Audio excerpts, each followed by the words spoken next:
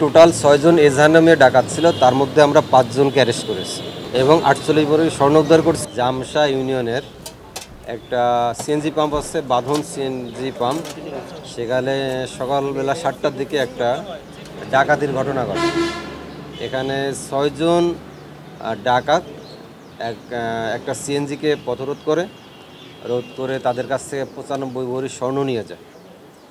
আমাদের ওখানেই আমরা ধরতে পারি আমাদের 4 জন, এবং 4 জনকে আমরা ধরে তারপর তাদেরকে আমরা কোর্টে প্রডিউস করি এবং তাদের কাছ থেকে আমরা জানতে পারি যে তারা জানায় যে কার কাছে আমাদের যে লুণ্ঠিত যে স্বর্ণটা এটা কার কাছে আছে এবং কোন পথ দিয়ে তারা গেছে, এটা আমরা তার কাছে জানতে পারি এদের কাছ থেকে।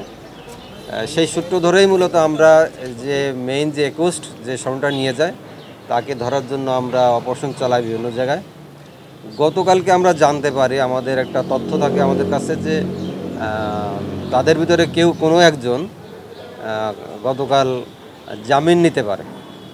এরকম একটা তথ্য থাকার পরে আমরা তাদেরকে ধরার জন্য আমাদের যে পুলিশ হেডকোয়ার্টার যে এলআইসি শাখা সহ যেসব শাখা আমাদের আছে তারা আমাদেরকে যথেষ্ট সাহায্য করে এবং আমরা টেকনোলজি এবং ম্যানুয়াল দুই দিক থেকে আমরা সহযোগিতা নিয়ে আমরা রাস্তায় তাদেরকে গতকালকে ধরি এবং সে শিকার যায়। এক পর্যায়ে শিকার যাওয়ার পরে সে জানায় যে এই স্বর্ণটা আমার রাজবাড়িতে একটা জায়গা আছে, আমরা সেখানে আমাদের পার্টি পাঠাই এবং আপনারা খুশি হবেন যে এই অপারেশনে আমাদের অফিসার ইনচার্জ জিয়ারুল সে নিজেই ওখানে যায় তার পার্টি নিয়ে।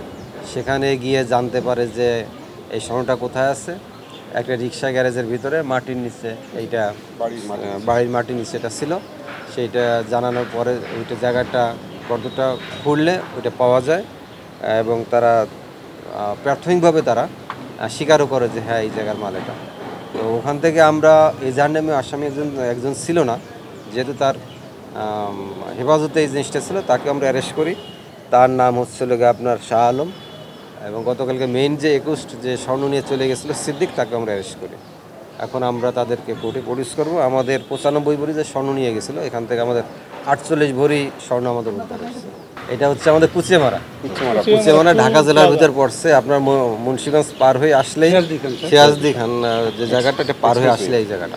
আমাদের টোটাল 6 জন এজাহার নামে ডাকাত ছিল, তার মধ্যে আমরা 5 জনকে অ্যারেস্ট করেছি এবং 48 ভরি স্বর্ণ উদ্ধার করছি। বাকিটা আমাদের উদ্ধারের অভিযান চলছে।